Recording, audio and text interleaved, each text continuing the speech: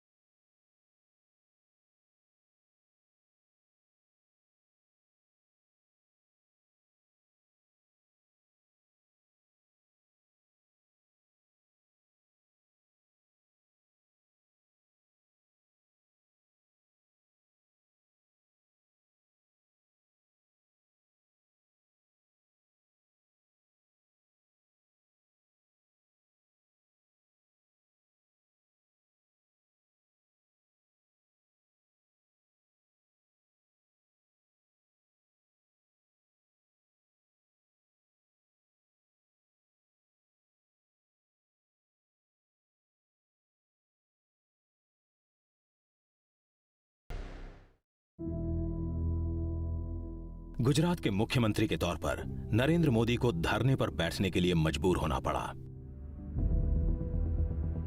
मुख्यमंत्री ने अपने स्टेट के लिए उपवास किया हो, अभी तक एक ही दाखिला है, वो नरेंद्र भाई मोदी का है। केंद्र सरकार थी कांग्रेस की, बांध की ऊंचाई बढ़ाने के लिए यहां पर उपवास किया, पूरा गुजरात जाग गया। वजह थी मनमोहन सिंह की अगुवाई वाली यूपीए सरकार की तरफ से लगाई गई अड़चन, जिसके कारण सरदार सरोवर बांध की ऊंचाई नहीं बढ़ाई जा सकती थी। અને નર્મદાનું 110 મીટરનું ક્લિયરન્સ મળે તો હું ગુજરાતની ધરતીને વચન આપવા માંગુ છું, જે દિવસે બાંધકામ શરૂ થાય એના 150મા દિવસે ગુજરાતમાં વીજળીનો પણ ધોધ વહેતો થઈ જાય, આજથી અમે તૈયારી કરી। मोदी का उपवास 52 घंटे चला, गुजरात की मांग पूरी हुई।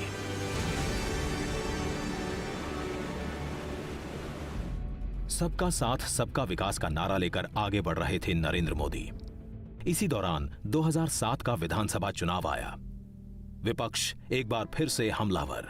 गुजरात की सरकार चलाने वाले झूठे, बेईमानी, डर और मौत के सौदागर हैं।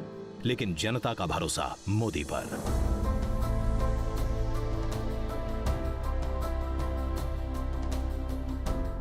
– 2007 में हुए विधानसभा चुनावों में बीजेपी को बड़ी कामयाबी हासिल हुई। मोदी का सिक्का और जमा, अजीत की छाप मजबूत हुई। 3 अक्टूबर 2008 ममता बनर्जी के हिंसक विरोध के कारण पश्चिम बंगाल के सिंगूर से अपनी ड्रीम कार नैनो का प्लांट बंद करने का ऐलान रतन टाटा को करना पड़ा। टाटा परेशान थे, कहां जाएं, किस जगह नैनो का प्लांट लगाएं। उसी समय उनके मोबाइल पर एक छोटा सा एसएमएस आया, सुस्वागतम। संदेश भेजने वाले थे नरेंद्र मोदी। रतन टाटा ने क्षण भर की देरी नहीं की और मन बना लिया गुजरात में टाटा नैनो का प्लांट लगाने का। We've been through a rather sad experience from a small quarter of the residents of West Bengal, despite the state government's efforts, and so quickly and so efficiently and so with so much enthusiasm, we now have a new home.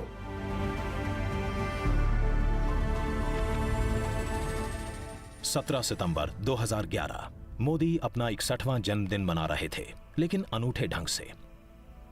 अपने जन्मदिन के मौके पर मोदी ने 3 दिन के सद्भावना उपवास की शुरुआत की। उद्देश्य था गुजरात में शांति और सद्भाव को मजबूत करना। अहमदाबाद के बाद मोदी गुजरात के हर जिले में गए। समाज के सभी वर्गों में आपसी विश्वास बढ़ा। मोदी पर देश दुनिया का भी भरोसा बढ़ने लगा। अंतर्राष्ट्रीय पत्रिका टाइम ने 16 मार्च 2012 के अपने अंक में मोदी को कवर पर जगह दी। टिप्पणी थी, मोदी मीन्स बिजनेस। एक मत गुजरात भाजपा सरकार के नारे के साथ नरेंद्र मोदी चुनाव मैदान में उतरे, जीत की हैट्रिक लगाई। मोदी को देश के अगले पीएम के तौर पर देखा जाने लगा। कई राज्यों से जो लोग आते थे हमें बोलते थे कि मोदी जैसा काश हमारे सीएम होते तो हमारा भी राज्य ऐसा होता। ठीक है, अगली बार हम उनको प्रधानमंत्री बनना चाहते हैं।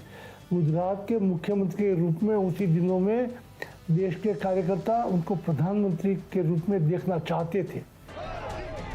आम जनता के दिल में मोदी ने अपने लिए जगह बना ली। 13 सितंबर 2013 देश में चल रही मोदी लहर का अंदाजा बीजेपी के बड़े नेताओं को भी था। पार्टी ने मोदी को पीएम उम्मीदवार के तौर पर पेश कर दिया।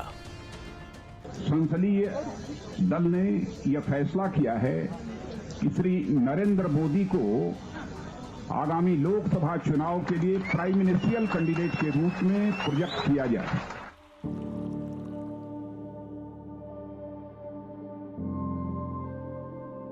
जो कभी चाय लेकर ट्रेन के पीछे भागता था, उसके पीछे अब जन सैलाब था। नरेंद्र मोदी का चुनावी अभियान जोर शोर से शुरू हो गया।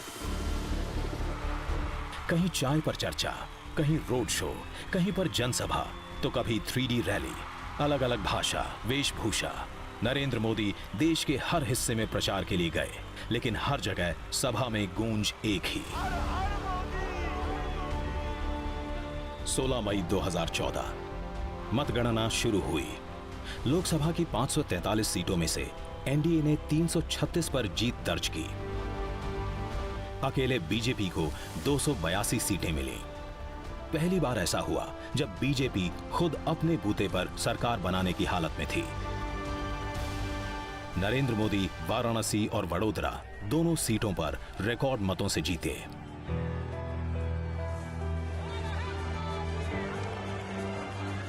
बीस मई 2014 संसद भवन पहुंचे मोदी अचानक इसके मुख्य द्वार पर लेट गए, प्रणाम किया संसद भवन को।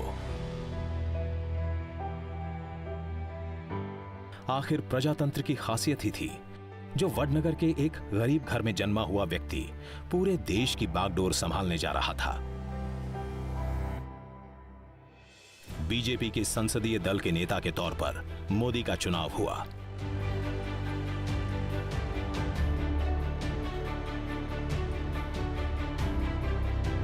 मोदी ने 21 मई को गुजरात के मुख्यमंत्री पद से इस्तीफा दिया। 22 मई को आनंदीबेन पटेल राज्य की नई सीएम बनी। उसी शाम अहमदाबाद एयरपोर्ट से मोदी दिल्ली के लिए रवाना हो रहे थे। भावनाओं का ज्वार उठा, आंखें नम हुईं, जुबान से निकले दो शब्द, आवजो, आवजो गुजरात।